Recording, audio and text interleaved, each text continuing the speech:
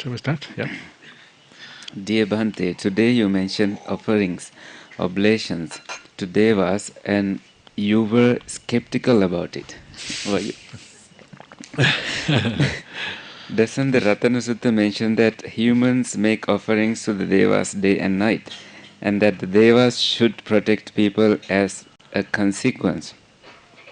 Secondly, you mentioned we can dedicate merits to devas. Did you say that? But can't they rejoice in the merit that is made, and as a result help humans and other beings? I think this is the meaning of the chant Ettavata Chammehi. Can you please comment? Swamin Wahansa, Yeah. can I translate? Please, yeah. Swamin Wahansa, other Wahanse සඳහන් කළා දෙවියන් වෙනුවෙන් පුද පූජා පැවැත්වීම ගැන උන්වහන්සේ මේ සූත්‍රවල සඳහන් වෙලා තියෙන එක ගැන සැක සහිතයි වගේ කියලා. ඒ රතන සූත්‍රය ගත්තාම රතන සූත්‍රයේ සඳහන් වෙනවා දිවාරය දෙවියන්ට මිනිස්සු පුද පූජා පවත්වන නිසා මිනිසුන්ව ආරක්ෂා කරන්න කියලා දෙවියන්ට කියනවා. දෙවනුව ඔබ වහන්සේ මතක් කළා දෙවියන්ට පින් අනුමෝදන් කරන්න බැහැ කියලා. ඒ දෙවියන්ට බැරිද අපි දෙන පින්වල සතුටටපත් වෙන්න, පින් පිළිබඳව ප්‍රමෝදයටපත් වෙන්න. ඒ ප්‍රතිඵලයක් විදියට මිනිසුන්ව ආරක්ෂා කර මිනිසුන්ට උදව් කරන්න බැරිද?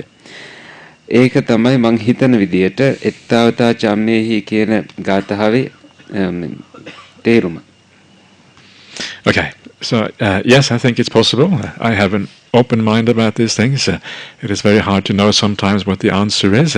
It's just that the only reason I am a little bit, I'm not really skeptical, I'm just uncertain perhaps, because it is a very marginal concept, is an idea which occurs only a very few places in the suttas, perhaps you say in the Ratana Sutta and a couple of times in the Anguttara Nikaya, so it's very kind of on the edge of the suttas. It's not a core, certainly not a core or central concept as such, and so that's why I am a little bit, when a Buddha talks about dedicating of offerings or dedicating of things, usually it is to beings in the Peta realm and not the Devaloka.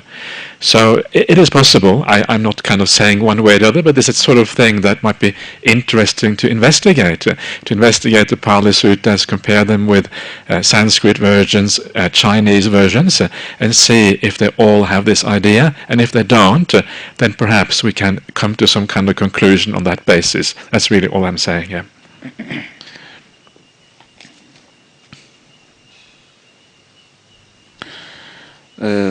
ඔව් මට තියෙනවා ඒ පිළිබඳ විවෘත භාවයක් විවෘත මනසක් සමහර වෙලාවට සමහර දේවල් අපිට එකවරම තේරුම් ගන්න බෑ සමහර ඒ සංකල්ප ටිකක් වෙනස් සමහර වෙලාවට ඒ සංකල්ප සඳහන් වෙලා තියෙන්නේ සූත්‍ර කිහිපයක පමණයි රතන සූත්‍රය සහ අංගුත්තර නිකායේ සූත්‍ර කිහිපයක මේ දෙවියන්ට පින් කැප කිරීම පින් අනුමෝදන් කිරීම ගැන සඳහන් වෙනවා නමුත් ඒ අදහස ධර්මයේ තියෙන ප්‍රධානම සංකල්පයක් නෙමෙයි. බුදුරජාන් වහන්සේ අනුදැන වදාරලා තියෙනවා ප්‍රේත සත්වයන්ට පින් දෙන්න කියලා. නමුත් දෙවියන්ට එහෙම කරන්න කියලා සඳහන් වෙලා තියෙනවා නම් ඒ බොහොම අඩු ප්‍රමාණයක් දෙවිය ලෝකේ ඉන්න අයට. ඒ වගේම අපිට පුළුවන් මෙහෙම ගැටලුවක් ආවට පස්සේ චීන ත්‍රිපිටකයත් වෙනත් මූලාශ්‍රත් සංසන්දනය කරලා ඒ වගේත් මේක සඳහන් වෙනවා නම් ආයෙනම් මෙහෙම කියලා ඇති කියලා පිළිගන්න. එච්චරයි ඒ පිළිබඳව ප්‍රකාශ කරන්න කියලා උන්වහන්සේ මතක් කළා. This is in Sinhala. අවසරයි ස්වාමීන් වහන්සේ ආලෝකමත් වූ සමාහිත භාවයක සිට අඳුරු වූ සමාහිත හෝ සමාධි ස්වභාවයකට හිත යන අතර ශරීරය තුල පමණක් හිත පිහිටා සිටී. මෙහි ස්වභාවය පහදා දෙන්න. ශරීර අභ්‍යන්තරයේ ක්‍රියාකාරීත්වයේද දැනේ. වරදක් ඇතොත් පෙන්වා දෙන සේක්වා. Venerable sir, when the mind moves from lighted and calmed state to a darker state, no. It's complicated. Let me really take a look into this.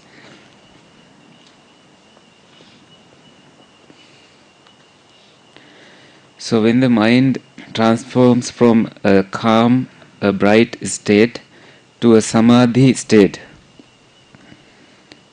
the mind remains within the body. Kindly explain the nature about this, and also feel the performance of the body, functions of the body. Is there a mistake? Kindly show me if there is any mistake. Okay. Okay. So when you're asking the question is when the mind moves from a bright and calm state to samadhi. Samadhi state. To a samadhi state, then the mind is within the body. Yeah, mind still. You feel the mind within the body. Yes, within the body. And kindly explain the nature about this. Okay. Perhaps why we feel it that way, and also you feel the internal functions of the body, like you are sensitive about how the perhaps pulse rates and stuff like that. Okay. Okay. Okay. So it is. It is a process, right? The whole samadhi thing is a process that you have to go through. It's a stage by stage thing here. And it's true, you feel kind of calm and delight, and it feels like you are inside of yourself. You're there with your breath, you're there with your kind of sense of peace, and it's like you are alone, but in a very nice and safe kind of place. This is what it feels like when you're moving towards samadhi. It's a very kind of independent kind of experience. You feel independent, you feel a sense of freedom in a sense from the world outside. That is quite right. So you don't really feel the world outside so much. You feel you are inside of yourself. The world outside starts to fade away. You don't see anything obviously because you have your eyes closed. You don't hear so much, right? Everything starts to fade away. And this is part of this beautiful feeling of being self-contained, not really being outside. That's why you don't feel the outside and you are inside of yourself. Yes, sometimes you can feel things in the body, but ideally, if you feel things in the body, what you have to do is just return to your meditation object. Right? So if you're watching the breath, just stay with the breath and allow the other aspects of the body that you might feel, the pulse or whatever it is, just allow that to fade into the background. And the breath is what you stay with. And if you stay with that, the body tends to fade. Even the inner aspects of the body tends to fade away more and more, disappear more and more, becomes more and more calm. And then the breath itself becomes calm, right? And everything becomes still. Everything fades away more and more. And I will have a look at this in more detail when we come to the Anapanasati Sutta, the Sutta on mindfulness of breathing. I'm going to go into that hopefully in some detail. If we have time, we should hopefully have time for that, and then hopefully you will see this process, how it actually works out. Does that answer the question, Venerable? Yeah? Okay. So. Okay, good. සමාධිය කියලා කියන්නේ කිසියම් ක්‍රියාවලියක්. එතකොට ඔබට දැනෙනවා සංසුම් භාවය ඔබ තුලම. ඒ වගේම කිසියම් හුදෙකලා වූ ස්වභාවයක්, ස්වාධීන ස්වභාවයක්, එහෙම අත්දැකීමක් ඔබට දැනෙනවා. ඒ වගේම ඔබට දැනෙනවා නිදහස් භාවයක්.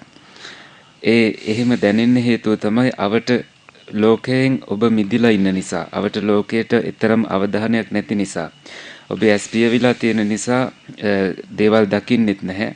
ඒ වගේම ශබ්දවලට අවධානයකුත් නැහැ. ඔබ තුලම රැඳී සිටීමක් වගේ තමයි තියෙන්නේ. ඒ වගේම මතක් කළා සමහර වෙලාවට ඔබට ඔබේ ශරීරයේහි දේවල් දැනෙන්න පුළුවන්. එහෙම දැනුණාම ඔබට කරන්න පුළුවන් දේ තමයි ඔබේ කමඨහන වෙත, ඔබේ භාවනා අරමුණ වෙත අවධානය යොමු කරන එක. ඒ කියන්නේ ඔබ ආශ්වාස ප්‍රශ්වාස දිහා බලාගෙන ඉන්නකනම් භාවනා විදියට කරන්නේ ඒ වෙතට එහි තියෙන සංසුම් භාවයට අවධානය යොමු කරලා ශරීරය පිළිබඳව දැනීම නොදැනී යන්නට, අතුරුදහන් වෙන්නට සලස්වන්න පුළුවන්. එතකොට හුස්ම රැල්ලත් සංසුම් වෙලා හැම දෙයක්ම සංසුම් භාවයට පත් වෙනවා. මේ ගැන ආනාපාන සති සූත්‍රයේ සාකච්ඡා කරන වෙලාවට අපිට තවත් සාකච්ඡා කරන්න පුළුවන්. Venerables, as far as we know, Shakra, the king of Devas, has promptly interfered against injustice in the past. But nowadays we don't hear such interference. Is it because the violence are in big numbers now? Or is it that something gone wrong with his chair? Which is called Pandu Kambala Shailasana. Okay. Samin Wahansa අපි දන්න ආකාරයට සක්දෙවිඳුන් දෙවියන්ගේ රජතුමා අතීතයේදී අසාධාරණයට ශනිකව ක්‍රියාත්මක වෙලා තියෙනවා අසාධාරණයට විරුද්ධව. නමුත් දැන් අපිට එහෙම දේවල් අහන්න ලැබෙන්නේ නැහැ. ඒකට හේතුව අද අපරාධ වැඩි වෙලා තියෙන නිසාද? එහෙම නැත්තම් ඒ පණ්ඩුකම්බල සිලා මොකද්ද? එයාගේ ආසනේ පණ්ඩුකම්බල ශෛලාසනේ මොකක් හරි වැරද්දක් වෙලාද කියලා අහනවා. Okay. It would be very handy, wouldn't it, to have Sakka sort everything out. We don't have to worry about wars, anything. Sakka comes in, sorts us out, puts us straight. It would be very nice, like the big father in the sky. Maybe this is how the religion of God started, right? You believe in God, God sorts everything out. You believe in Sakka. It's a similar kind of thing here. I don't know. I think many of these stories, what you hear, you read the suttas about Sakka kind of interfering in the human realm and doing things. I think a lot of those stories are not are often stories. I'm not sure how literally they are to be taken, whether Sakka actually did interfere in the human realm or not. I think there's an important difference there.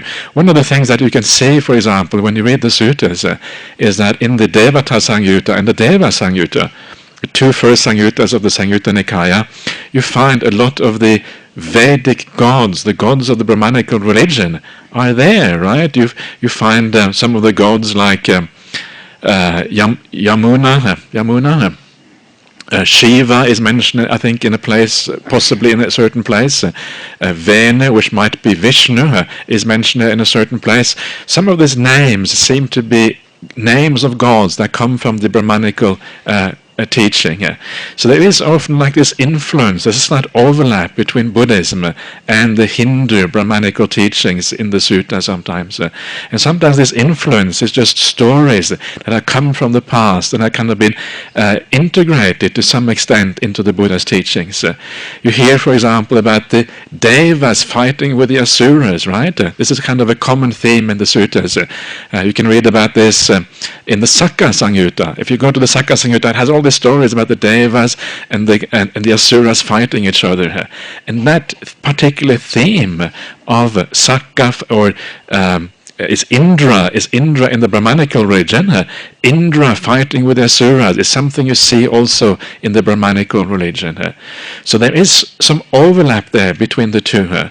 And for that reason, I think sometimes we have to accept that some of the things that are part of the Buddhist teachings are stories. They're not always supposed to be taken literally, to be understood that Sakka actually did interfere so much in human events. And it's a good question. If it did interfere in human events in the past, why isn't he here now? Now we need him, right? We are desperate. There's all this stuff going on in the world. There's wars, there's all kind of things. Where are you when we need you? This is what the Christians say, to their God. So it is a good question, and maybe that is a sign that these things from the past also are stories, not to be taken too literally. That is not to say that there cannot be an interaction between the gods and the humans. I think there can be, but I think it's rare. I think often it is more of a personal nature rather than a kind of, big scale kind of societal nature, so to speak.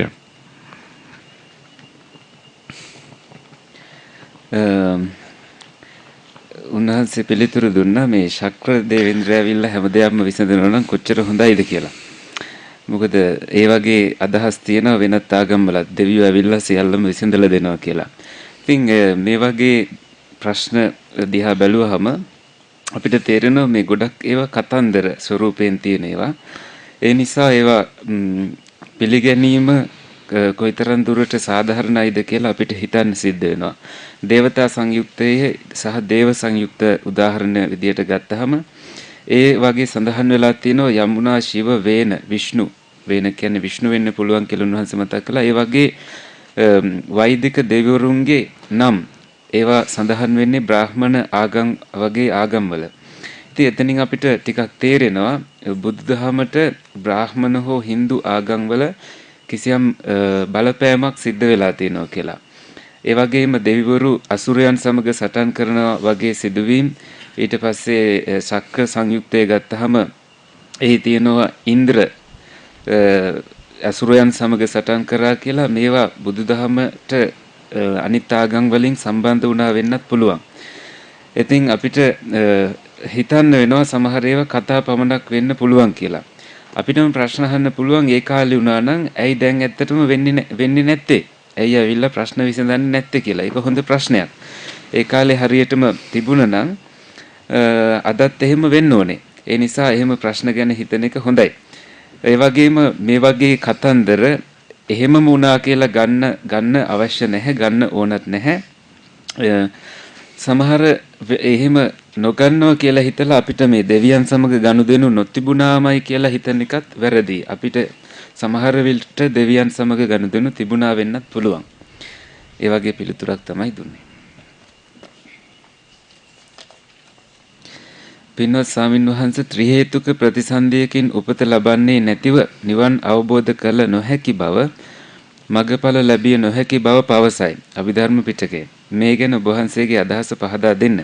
එය නොපිළිගන්නේ නම් 42000ක ධර්මස්කන්ධය ප්‍රතික්ෂේප කළ හැකිද? Venerable sir, it is said that you cannot attain Nibbana without being born according to the Trihetuka Pratisandhi. How can I translate that?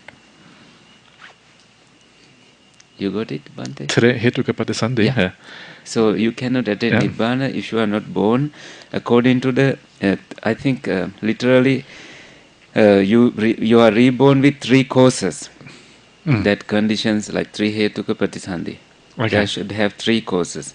Then this is mentioned in Abhidharma Pitaka. And please kindly explain this. And if you don't accept it, are you also rejecting the 42,000 Dharma Skandha? What are the Trihetuka Pratisandhi? What exactly are they? ප්‍රශ්නය අපු කෙනා මේ ත්‍රිහේතුක ප්‍රතිසන්ධි විස්තර කරන්න.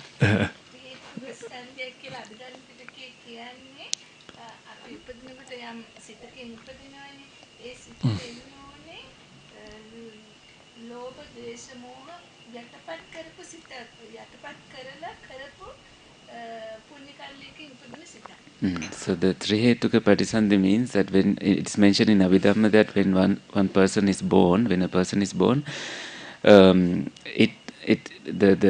mind, the thought moment that the person is born has suppressed greed, hatred, and delusion, and you are born with suppressed greed, hatred, and delusion, and that kind of birth. And you cannot attain Nibbana if you are not born like that. There Okay. you go.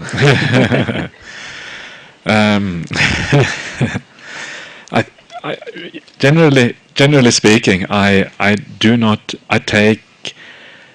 usually read the sutras. I don't actually read the Abhidhamma at all. So I'm quite ignorant of the contents of the Abhidhamma, because to me there's enough material to be understood in the sutras. If you go into the sutras, you read the sutras already.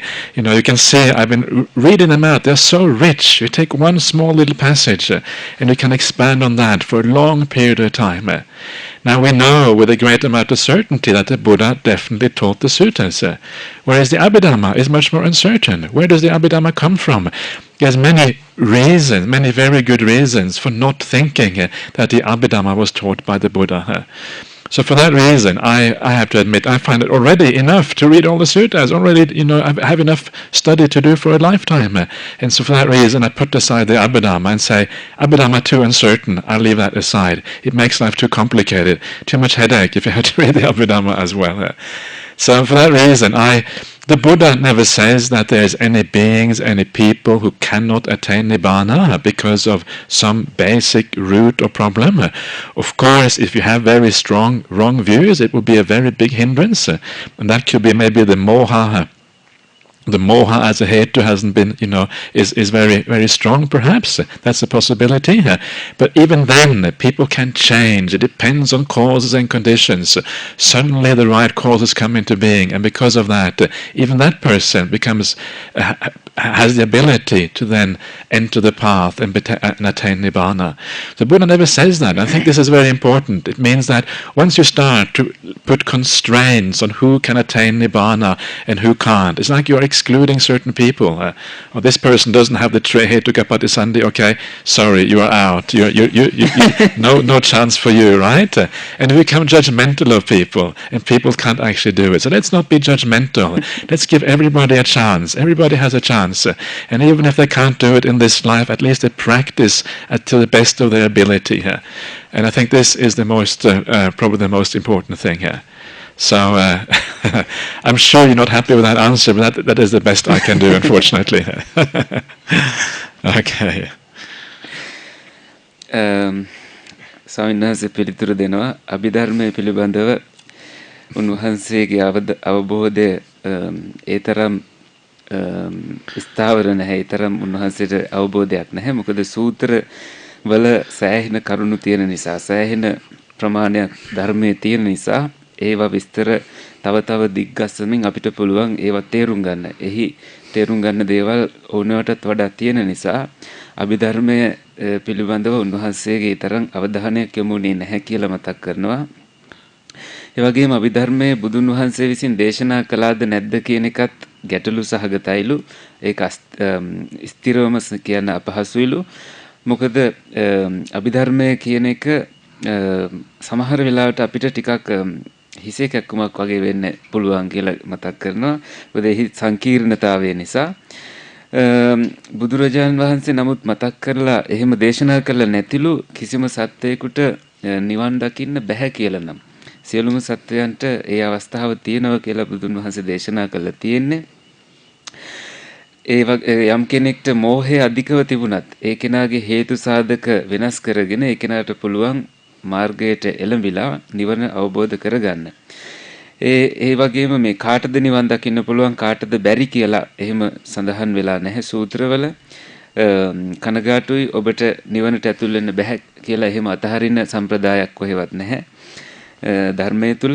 ඒ නිසා ධර්මයේ සඳහන් වෙන්නේ පුහුණු නොතින් හැම කෙනෙක්ටම අවස්ථාවක් දෙන්න පුළුවන්, හැම කෙනෙක්ටම ඒ ප්‍රතිඵල ලබා ගන්න පුළුවන්, නිවන් අවබෝධ කරගන්න පුළුවන් කියලා. ඒ වගේම අවසානයේ දුන්වහන්සේ මතක් කළා මේ පිළිතුර ගැන මේ පිළිතුර බලාපොරොත්තු වෙච්ච කෙනා ඒ තරම් සතුටටපත් වෙන්නේ නැහැ කියලා උන්වහන්සේ දන්නවා කියලා. අවසරයි ගරු ස්වාමීන් වහන්සේ කාමසුකල්ලිකාන යෝගයේ සහ සුඛා පටිපදා දන්දා හා කිප්පා බිඤ්ඤා පටිපදා මාර්ග අතර වෙනස සරල බසින් පර්යංකය තුල පුහුණු කරන ආකාරය කරුණාකර පැහැදිලි කරන්න. That is one question. Let's try to translate that. Venerable Sir, kindly explain the difference between the self-indulgence and sukha patipada dandha and kippa bhinya patipada paths, and also explain in simple words how to practice that difference in a posture. That's the question. And do you want me to go through it again? So the question is, first of all, they had the kama sukhalikanu yoga. And then they have sukha patipada danda, yeah, and kippa bhinya patipada paths. So what was the connection to kama sumi? What was the connection with that? So they are asking the connection actually. So the difference between the two that was mentioned and the self-indulgence. Okay. So there is in the Anguttara Nikaya you have this different paths. Some are being fast, some are being slow, some are happy and some are unhappy. Dukkha patipada, sukha patipada. So there's four types. Two happy ones. One is slow, one is fast. One is danda binya, one is kippa binya. One is suffering, dukkha patipada, and also slow or fast. So these are the four ones. So this is asking about the two happy ones. And the two happy ones. Oh, I haven't read this for a long time now, but the happy one is basically the one where you attain the four jhanas. You attain the four jhanas, and whether it is fast or slow depends on the strength of your faculties, the five faculties. If you have strong five faculties, five indriya, panch indriya, then the path goes quickly. If the five faculties, the panch indriya, are weak, then the path is slow. Something like that. And of course, it's taxing my memory a little bit to get this right.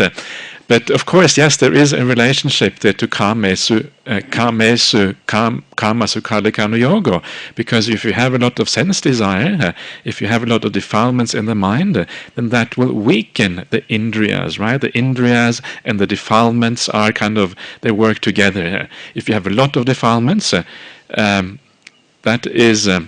that will slow down the path and also make the path more painful. I think that is one of the things that makes it painful, according to these four things, is if you have a lot of defilements in the mind. A lot of defilements means dukkha patipada. Strong indriyas means kippa, fast patipada. So I think that is probably the main difference there. I apologize for this terrible answer, but I'm trying to remember things as we go along here. It's very, very hard. So I think that's actually what it is. So strong defilements means a painful path, right? Painful path. Little defilements means happy path. This is one way of looking at it anyway. And weak panch indriya means slow path, and strong panchendriya means quick path. So if you have lots of karma, sensual desire, basically it means, it doesn't necessarily mean the path is slow, but it often means that there will be more pain, there will be more of a dukkha patipada as a consequence.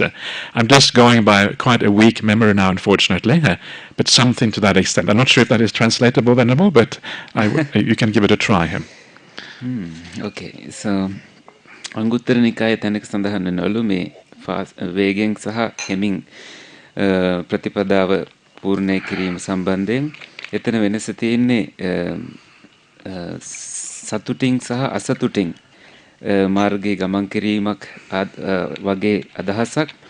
එක මාර්ගයක් හෙමින් එක මාර්ගයක් වේගෙන් වැඩෙන්නේ. දන්දහා කියලා කියන්නේ දන්දහා සහ කිප්පා කියලා කියන්නේ ඒකයි. හෙමින් සහ වේගින් කියන අදහස ඒ අවබෝධ වෙන ආකාරයට මේ මෙතනින් අදහස් වෙන්නේ ඒ පුහුණුවේ සතුටින් වේගින් පුහුණුව ඒ වීම සහ එය කාමසුඛල්ලිකාන යෝගයට සම්බන්ධ වෙන්නේ කොහොමද කියලා ඒ ප්‍රශ්නේ මේ පිළිබඳව උන්වහන්සේ බොහෝ ආසන්න කාලයකදී කියවුවා කියලා මතක නැහැ. බොහොම කාලයකට කලින් කියවලා තියෙන්නේ. විශේෂයෙන්ම ධ්‍යාන 4 වඩන්න ධ්‍යාන 4 වැඩෙනවා පහසුවෙන්ම මේ කෙලෙස් අඩු කෙනා තුල වේගයෙන් ඒව වැඩෙනවා. එතනයි ඒ වගේම ඉන්ද්‍රිය පංචේන්ද්‍රිය කියලා තියෙන මේ භාවනාවේ පංචේන්ද්‍රියට අදාළව ඒ පංචේන්ද්‍රිය දුර්වල නම් ඔබේ භාවනාව ඊටම හිමින් කෙරෙන්නේ. පංචේන්ද්‍රිය හොඳට වැඩිලා තියෙනවා නම් භාවනාව හොඳින් වැඩෙනවා. ඒ වගේම ඒ කාමසුඛල්ලිකානුයෝගයට තියෙන සම්බන්ධය දිහා බැලුවහම ඔබ දුකට හෝ සුඛයට පත්වීම මේ කිප්ප සහ දන්දහා කියන දෙකෙන් තීරණය වෙනවා. වේගෙන් ඔබේ පුහුණුව වැඩෙනවා නම් ඔබ සුඛයටපත් වෙනවා. වේගයෙන් තොරව වැඩෙනවා නම් දුකකින් තමයි පුහුණුව කරගෙන යන්නේ. ඒ වගේම අපේ කෙලෙස් වැඩි නම් මාර්ගය කෙලෙස් වැඩි නම් මාර්ගය දුර්වලයි ඒ වගේම හිමින් සිද්ධ වෙන්නේ සහ අසතුටෙන් අපි මාර්ගයේ ගමන් කරන්නේ කෙලෙස් අඩු නම් අපිට පුළුවන් හොඳින් මාර්ගයේ ගමන් කරන්න ඉන්ද්‍රිය සම්බන්ධයෙන් ගත්තහම ඉන්ද්‍රිය පංචේන්ද්‍රිය දුර්වල නම් වේගෙන් වැඩෙනවා මේ හොඳින් වැඩෙනවා පංචේන්ද්‍රිය දුර්වල නම් හොඳින් වැඩෙන්නේ නැහැ පංචේන්ද්‍රිය හොඳින් පිහිටලා තියෙනවා නම් හොඳින් වැඩෙනවා ඒ වගේ පිළිතුරක් දුන්නා. ඉතින් මේ පිළිතුර පිළිබඳව සතුටටපත් වේද නැද්ද කියලා දන්නේ නැහැ කියලා උන්වහන්සේත් කියනවා පරිවර්තනය ගැනත් මම එහෙමමයි කියන්නේ. There is another question. අත්ත කිලමතාන යෝගය හා දුක්ඛා පටිපදා දන්දාහ කිප්පා භිඤ්ඤා පටිපදා මාර්ග අතර වෙනස සරල ආකාරයෙන් ඉහත පරිදි පර්යංකය තුල පුහුණු කරන ආකාරය කරුණාකර පැහැදිලි කර දෙන්න. Also kindly explain the difference between the self mortification and dukkha patipada dandha and kippa bhinya patipada paths.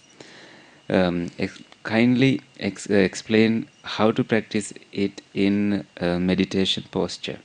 So the opposite of the other question, the other one, yeah. Question. Okay, I probably should look this up in the sutras before I give a reply. But basically, kippa binya and danda binya and dukkha patipada, sukha patipada has nothing to do with atta kilamatana yoga.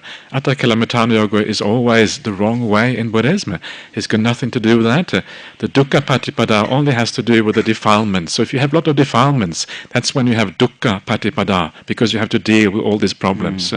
That is really the only problem in, as far as I can see, and there is no connection. The atta kilamatana yoga is always wrong, and there's no connection between the two. දුක්ඛ පටිපදා දන්දහ සහ කිප්පා විඤ්ඤා කියන පටිපදා මාර්ග අතර වෙනස ප්‍රශ්නේදී එතන අත්ත කිලමතාන යෝගයට සම්බන්ධ කරන්න අපහසුයි කියලා උන්වහන්සේ මතක් කරනවා. අත්ත කිලමතාන යෝගය බැහැර කරලා තියෙන එකක් ඒක අන්තයක් විදියට. ඒ වගේම දුක්ඛ පටිපදා නම් දුකින් ප්‍රතිපදාව කෙරෙනවා නම් එතන තියෙන්නේ කෙලෙස් වැඩි කෙලෙස් බර ස්වභාවයක්. එහෙම වුණාම එතන අත්ත කිලමතාන යෝගයට සම්බන්ධයි කියලා කියන්න අපහසුයි. නමුත් මේ ගැන තව දුරටත් අධ්‍යයනය කරලා හොඳ පිළිතුරක් ලබා දෙන්න කැමතියි කියලා උන්වහන්සේ මතක් කරනවා.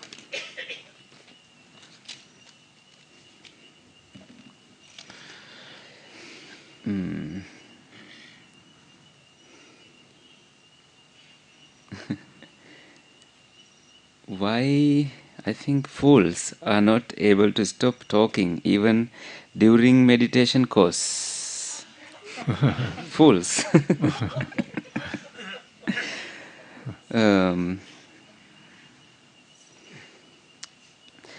Venerable Sir, please say a few words about importance of silence, not only during meditation time, but in daily life as well. My theory is given in the paper.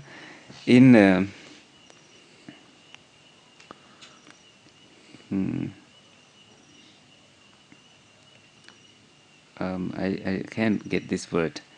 May say silence is the language of God. Fools think we are Buddhists. It is not proper for us to speak in the language of God. But it is only my theory. Good one. එතකොට මේ ප්‍රශ්نين අහන්නේ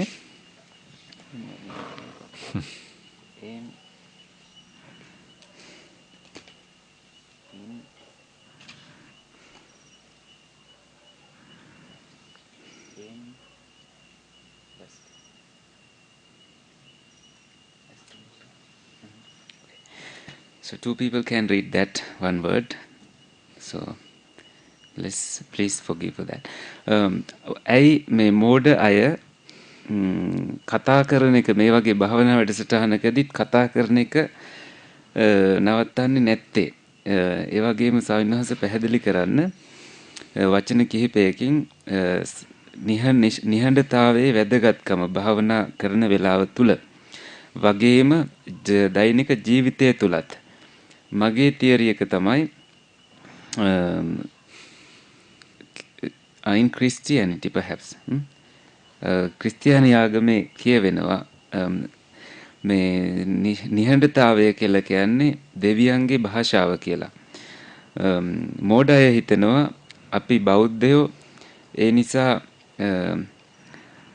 it is not proper for us to speak. අපිට දෙවියන්ගේ භාෂාවෙන් කතා කරන එක සුදුසු නැහැ කියලා. නමුත් මෙය මගේ තියරි එකක් පමණයි. Okay. Okay, so first of all, please, if somebody talks, please don't get upset about it, because if you get upset about it, you make it even worse, and that is when it becomes really, really bad. One of the nice things about being able to just have present moment awareness and allowing things to be, not reacting to things, it's almost as if the things just go through you. The sound go through you, the thoughts go through you, and they pass through you, and there is no problem as a consequence of that. So please don't get upset. Just allow things to be. Remember that people, they are just nature. So when the wind blows outside, do you get angry with the wind? It's just nature, right? Just nature happening. And people talking is also just nature happening. You think that people have control over themselves, but often they don't, right? People just do things according, again, to cause and conditions. So just nature happening once more. And once you start to realize that, you don't get upset. On the other hand, I think it's probably a good idea to follow a little bit of silence. I think Venerable Bhante Metta Vihari was suggesting before that we have a silent zone around here. So if we do that, hopefully the problem will be reduced by tomorrow, and then you can check it out tomorrow. But if somebody speaks tomorrow, don't get upset, right? Don't get angry. Always somebody's going to speak. It just happens. It's just nature. It goes this way. And it's not because they're trying to be bad or not anything like that. It's just the way things are. So this is the first thing. But yes, silence is often important in Buddhism and also in daily life. And often if you are on a retreat, depending on how your meditation is going, it's often very nice to be silent. It just feels natural. And you kind of go through daily life. It means you think less. It means there's less problems. You have less interaction with people. And everything flows much more easily if you go silent. But for some people, it can be very challenging. For some people to be silent for many days in a row is actually quite hard. They feel almost fearful. They're so used to talking, right? And when they can't talk, it's like you cut away, one of the bases of life, right? Now, I can't relate to other people. How am I going to survive the next, you go on a long retreat, 10-day retreat, how am I going to survive these 10 days if there is no talking? And for some people, it's challenging. So please remember that. Have compassion for people. So one way of looking at silence, especially when you go on retreat, one way that I like to look at silence is to remember that when you are silent, you're giving a gift to the people around you. Right? You're giving the gift of silence, that those people among us who are good meditators, they can go into deep states of meditation. And there are many people here who get very nice meditation. I've been talking to people during the interviews, many people getting beautiful meditation. So think about that. When you are silent, you're supporting that meditation practice, allowing people to enter samadhi of various stages. What a wonderful thing it is to support that kind of thing in the world. You're allowing people the deep blisses that are normally not available to people. So this is a powerful gift you can give to others. And when you think it like that, then it doesn't become a burden on you, because you're actually giving a gift to people around you instead. So a lot of these things are about perception, and if you perceive things in the right way, actually it becomes quite powerful. The other advantage with being silent is that when you are silent, you don't say anything wrong, right? You can't really go into wrong speech. So very often when we speak, it's very easy for the speech to drift into. Sometimes, the more you say, the more likelihood there is you're going to say something stupid after a while. This is just the nature of things. So if you are more silent in life, you keep more quiet. It also means you tend to have more harmonious relationship with the people around you. And even if you don't say anything bad, still things get misunderstood. Still things kind of lead to kind of problems with the people around you. So silence is actually very often very, very useful. Say something if it's necessary. Say something if you if you feel like saying something nice or good. Otherwise, it's often advisable not to speak too much.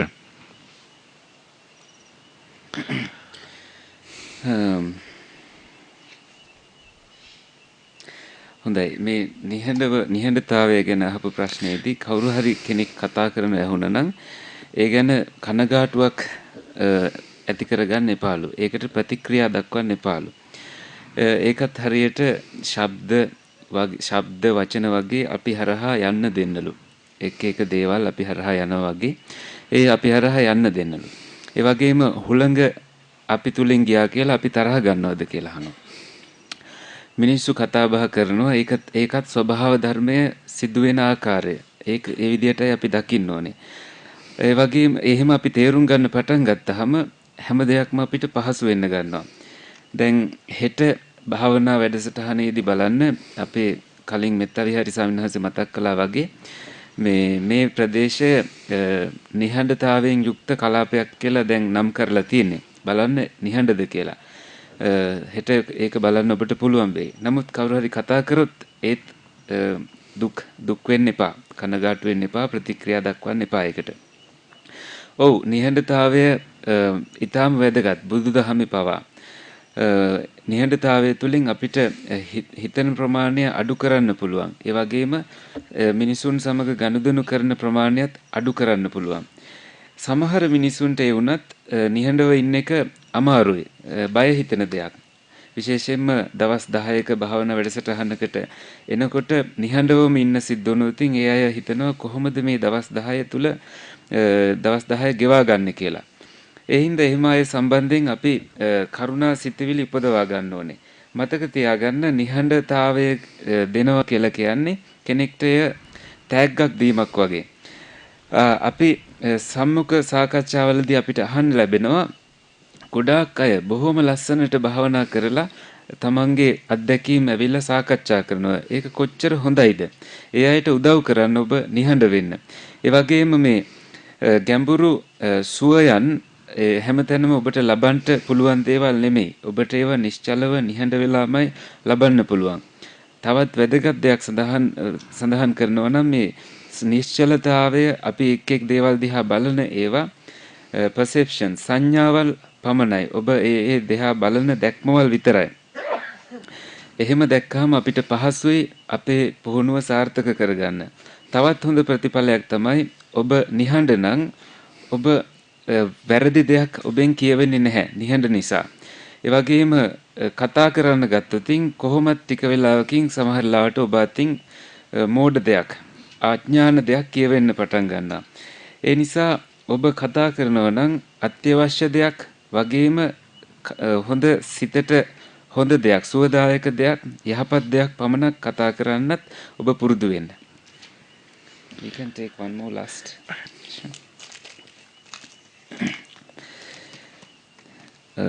If mother and father were in faith of Buddhism, in virtuous behavior, in generosity and wisdom, how would we repay to our parents? Could you kindly give more explanation? අපේ දෙමාපියන් සද්ධාව තුල පිහිටලා ඉන්නවා නම් බුදුදහම අනුගමනය කරනවා නම් සිල්වත් නම් පරිත්‍යාගශීලී නම් ප්‍රඥාවෙන් යුක්ත නම් කොහොමද අපි ඒ අයට තියෙන ණය ගෙවන්නේ? කරුණාවෙන් පැහැදිලි කරන්න පුළුවන්ද? You are a very lucky person to have such parents. That's astonishingly good fortune. ඒ වගේ දෙමාපියන් ඉන්න එක ගැන ඔබ සතුටු වෙන්නලු වාසනාවන්තයි කියලා හිතන්නලු. So I think if you have parents like that, wow, you're already kind of getting reborn to that kind of family means that you straight away you get all the right teachings, right the understanding here. And so you are very, very fortunate for having parents like that. No need to repay, right? They're already happy. Nothing more to be done.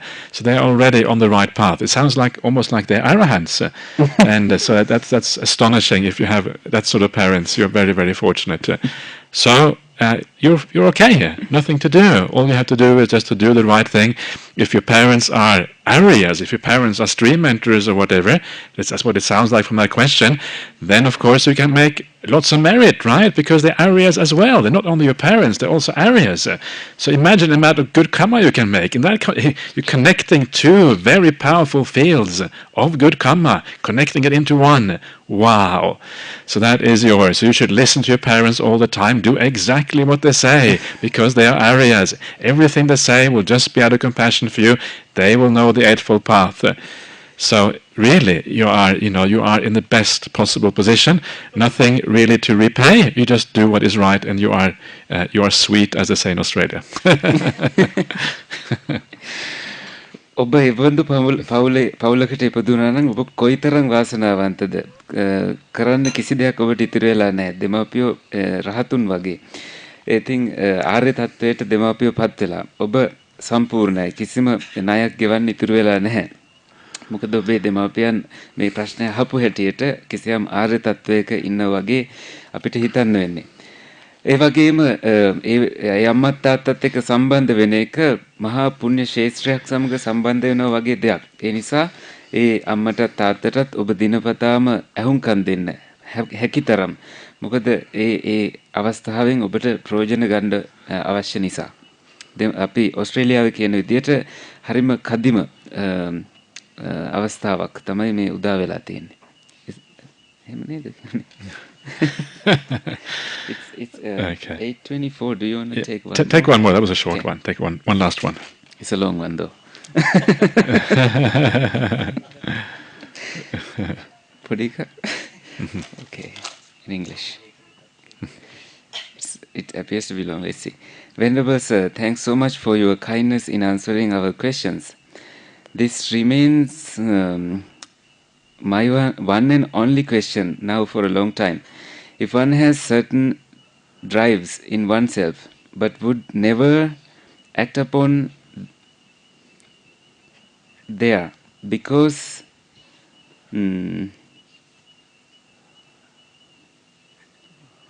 act upon there them maybe act upon them not word naturally one feels that these actions turn out to be meaningless. I will read it again. Okay. If one has certain drives in oneself but would never act upon there because naturally one feels that these actions turn out to be meaningless. Okay.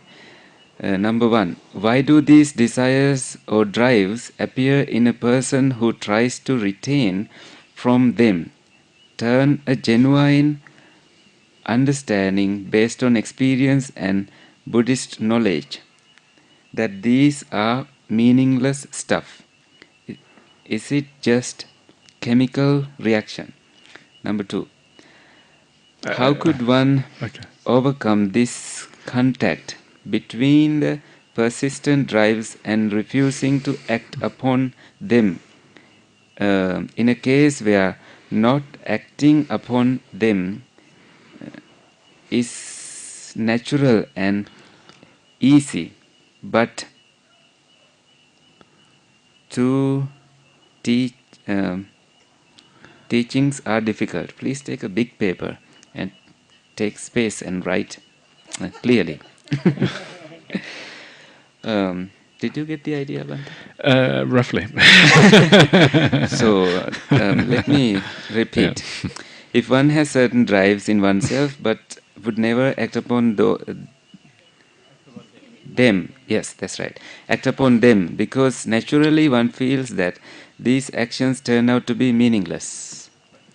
And then relating to that, there are two two questions asked. Why do these desires or drives appear in a person who tries to refrain from them? Okay, let's maybe stop there. Is it refrain? Okay, yeah. Who tries to refrain from them? Why do Why do these desires or drives appear in a person who tries to refrain from them? Okay. Through a genuine and it continues. Yeah. From them through a genuine understanding based on experience and Buddhist knowledge. Okay. That these are meaningless stuff. Okay. Is it just chemical reactions? Okay. Okay, so the thing here is that why do defilements, why do they occur in the mind even though you have a genuine understanding of the problem? And usually, the genuineness of the understanding can have many different levels. You can feel that you have a fairly good understanding of something, but the understanding may not be that deep. So you may have to take that understanding more deeply.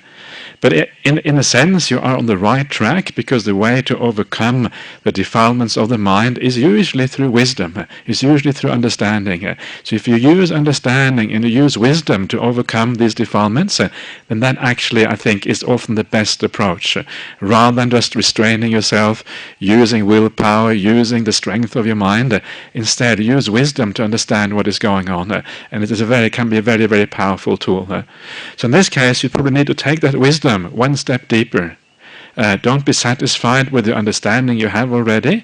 Take the understanding deeper and deeper and deeper. And as you do that, the defilement in the mind will become less and less as a consequence. That, I think, is the best approach in this case. එතකොට අපි හිතන්න ඕනේ මේ ක්ලේශ අපේ මනසේ ඇති වෙන්නේ ඇයි කියලා.